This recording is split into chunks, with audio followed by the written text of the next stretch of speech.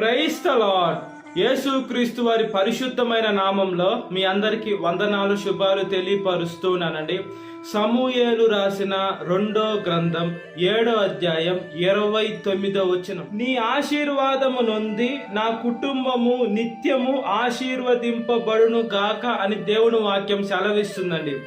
దేవుడు నిత్యము మన కుటుంబాలని ఆశీర్వదించాలని యేసయ్య ఆశపడుతూ ఉన్నాడండి. మనము ఆశీర్వాదకరంగా ఉండాలంటే ఏం చేయాలి? దేవుని వాక్యానుసారంగా మనం జీవించే బిడలుగా ఉండాలండి. సాతాను ఏం చేస్తుందంటే మన మీదకి శాపాలు తీసుకురావాలని, మన మీదకి పాపాలు తీసుకురావాలని సాతాను మన మీద సకల ప్రయత్నాలు చేసి మనము శోధనలోకి వెళ్ళేదానికి సాతాను ప్రయత్నాలు చేస్తూ ఉంటుందండి. అయితే మనుషులైన మనము బలహీనులు కాబట్టి మనము సాతాను మాట వింటున్నాం, కానీ దేవుని మాట వినకుండా దేవుడి మాట పెడచెవి పెట్టేటువంటి బిడలుగా ఉన్నాం. మనము చాలా పెద్ద పొరపాటు చేస్తున్నాం. మనము మన కుటుంబం ఆశీర్వదింపబడాలంటే, మన బిడ్డలు ఆశీర్వదింపబడాలంటే, మన తల్లిదండ్రులు ఆశీర్వదింపబడాలంటే, మనకి సమస్తం ఆశీర్వదింపబడాలంటే దేవుడు మాత్రమే మనల్ని ఆశీర్వదించేటువంటి దేవుడు. అంచెలంచెలుగా ఆశీర్వదిస్తారు. దేవుడు ఆశీర్వదిస్తే ఎవరు కూడా మనల్ని కిందకి నెట్టివేయలేరండి. కాబట్టి మనము దేవుని ఆశీర్వాదము పొందుకునే బిడలుగా ఉండాలి. సాతాను ఏం చేస్తుందంటే గర్జించు సింహం వలె ఎవరిని మింగాలని సాతాను ప్రయత్నిస్తూ ఉంటుంది. సాతాను ప్రయత్నము భలే ఇబ్బందికరమైన ప్రయత్నం అండి. సాతాను ఏం చేస్తుందంటే మనల్ని ఎదగనీయకుండా చేస్తుంది. సాతాను మీద మనం జయం పొందుకోవాలంటే దేవుడి దగ్గరికి రావాలండి. ఈ లోకంలో సాతాను కూడా కొంతమందిని ఆశీర్వదిస్తుంది. ఈ లోకానుసారమైనటువంటి ఆశీర్వాదాలు సాతాను ఇవ్వచ్చుంటే డబ్బు పరంగా సాతాను దాని వల్ల అవుతుంది. ఈ లోకంలో ఆస్తుల ద్వారా అవుతుంది. అయితే సాతాను పరలోక రాజ్యం ఇవ్వలేదండి. సాతాను మన పాపాన్ని కడిగి వేయలేదండి. అదేవిధంగా సాతాను మన ప్రాణం పోతుంటే సాతాను ఆపలేదండి. ఈ లోకంలో సాతాను బలహీనురాలు. ఏమంటే మన దేవుడు బలాఢ్యుడు కాబట్టి సాతాను ఏం చేస్తుందంటే గర్జించు సింహం వల్ల ఎవరిని మింగాలని చూస్తుంది. దేవుడు ఏం చేస్తున్నారంటే ఆ సాతాను నోట్లోకి ఎవరైతే పడుతున్నారో వాళ్ళని ఎలా కాపాడాలని దేవుడు చూస్తున్నారండి. సాతాను అయితే దేవుడి మీద గర్వం తెచ్చుకొని దేవుడు తొక్కి వేశారండి. మనకి గర్వం రాకూడదండి. గర్వం ఎప్పుడు వస్తుందంటే నాశనానికి ముందే వస్తుంది. ఈ లోకంలో మనుషులైన మనము గర్వపడుతూ ఉంటాం, డబ్బున్నా గర్వపడతాం. ఈ లోకంలో మనకి ఏదంటే వాళ్ళ కాడికి మనకి ఏదంటే ఒక స్థాయి ఎక్కువ ఉన్నా కూడా మనము గర్వం వస్తుంది. నాతోటే అతను మాట్లాడేది, నా ఇల్లు చూడు, నా బండి చూడు, లేదా నా కారు చూడు, నా స్టేటస్ చూడు, నా ఉద్యోగం చూడు, నేను అనుకుంటే అతను అలా చేయగలుగుతాను, ఇలా చేయగలుగుతానని మనుషులు చాలా తెలివి తక్కువ ఆలోచనలో ఉంటారండి. ఏదైనా దేవుడు ఇస్తున్నాడు. దేవుడు కానీ ఒక్క నిమిషము వీడికి గర్వం తీసివేయాలా, గర్వం తగ్గించాలని చెప్పి దేవుడు అవన్నీ తీసుకుంటే దేవుడు తీసుకోలేకుండా ఉన్నాడా? ఒక్క నిమిషం చాలండి ఉద్యోగం పోవడానికి దేవుడు తలచుకుంటే. ఈ లోకంలో మన దగ్గర అన్నీ ఉన్న యోబు గారి జీవితంలో చూసుకోవచ్చండి. యోబు గారు ముందు రోజు ఎలా ఉన్నారు, తర్వాత రోజుకి అన్ని జీరో అయిపోయారండి.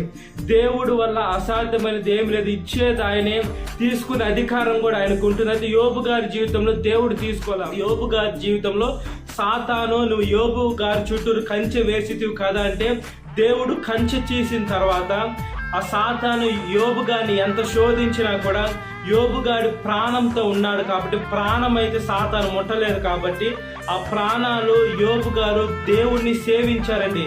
అంత కొస ప్రాణంలో కూడా నా దేవుడే, నా యేసయ్య, డబ్బు ఉన్నప్పుడే కాదు నా దేవుడు, డబ్బు లేనప్పుడు కూడా నా దేవుడని యోబు గారు ఎప్పుడైతే ప్రార్థన చేస్తూ ఉన్నారో ఆయన కుటుంబము నిత్యము ఆశీర్వదింపబడిన కుటుంబంగా, అదేవిధంగా యోబు గ్రంథం అని బైబుల్లో ఉందనంటే యోబు గారి విశ్వాసమేనండి. అదేవిధంగా యోబు గారు 2 అంతలుగా ఆశీర్వదింపబడ్డారంటే యోబు గారి విశ్వాసమైన భార్య వెళ్ళిపోయింది, ఆయన స్నేహితులు వెళ్ళిపోయారు. సాతాను ఎంత శోధించినా కూడా దేవుని బిడ్డగా అతను అలాగే నిలిచిపోయాడండి.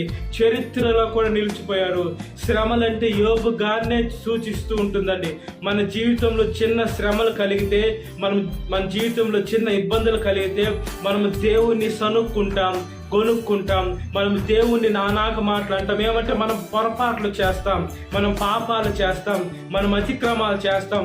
మనం అన్ని చేసినా కూడా దేవుడు నాకెందుకు కరెక్ట్గా ఇవ్వటం లేదు, దేవుడు నాకు ఎందుకు ఇలా చేస్తున్నాడని మనము తెలివి తక్కువ ఆలోచనలో ఉంటామండి. మనం చేసే పొరపాట్లే కొన్నిసార్లు మన పనులు అవనీయకుండా చేస్తున్నాయి. ఏమంటే మనకి మన దేవుడికి మధ్యగా గోడ ఉంటుంది.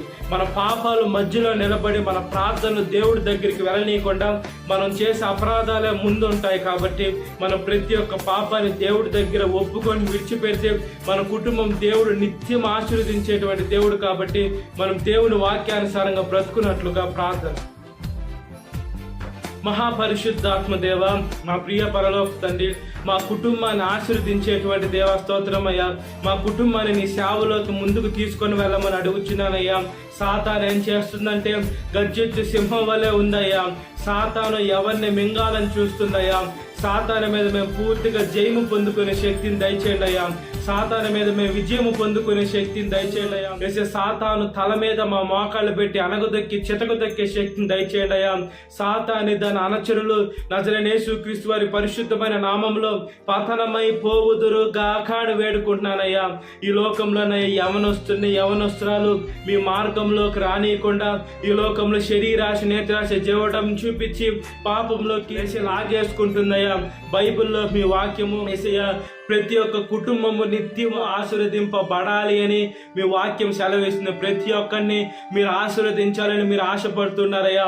ఆశపడే ప్రాణాన్ని తృప్తిపరుస్తున్న దేవా, మీ నామానికి స్తోత్రం చెల్లిస్తున్నానయ్యా. ప్రతి ఒక్క నాలుక మిమ్మల్ని స్తుతించాలా, ప్రతి ఒక్క మోకాలు మీ నామంలో వంగాలయ్యా. అదేవిధంగా మీరు రాకడ అతి సమీపంలో ఉందయ్యా, లేదా మా పోకడ అతి సమీపంలో ఉంటుందయ్యా.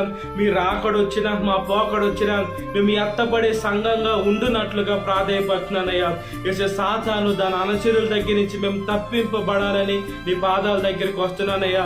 అబ్రహాం, ఇస్సాకు, యాకోబుల దేవా, యోబు గారి శ్రమలు మేము చూసుకున్నప్పుడు యోబు గారు జయించారు, రెండంతలు ఆస్వాదింపబడ్డారు. ఆయనలో గర్వం అనేది లేదు. మాలో కూడా గర్వం లేకుండా ఈ లోకం ఎన్ని బాధలు కలిగినా కూడా మీ మీద ఆధారపడితే మేము కూడా జయిస్తాం. కాబట్టి మీ కృపలో జ్ఞాపకం చేసుకోమని సాతాను శోధనలో ప్రతి ఒక్క పెట్టిన విడుదల దయచేయండి. ఈ వాక్యం వీటిన ప్రతి ఒక్క పెట్టిన పేరు వచ్చిన జ్ఞాపకం చేసుకోండి. ఈ దినకాలపు దేవునితో నింపమని నజరేయుడైన యేసుక్రీస్తు వారి పరిశుద్ధమైన నామములో మిక్కిలి వినమ్రతతో చిరునామా నా పరలోక తండ్రి. ఆమేన్. Praise the lord. God bless you. Have a great day.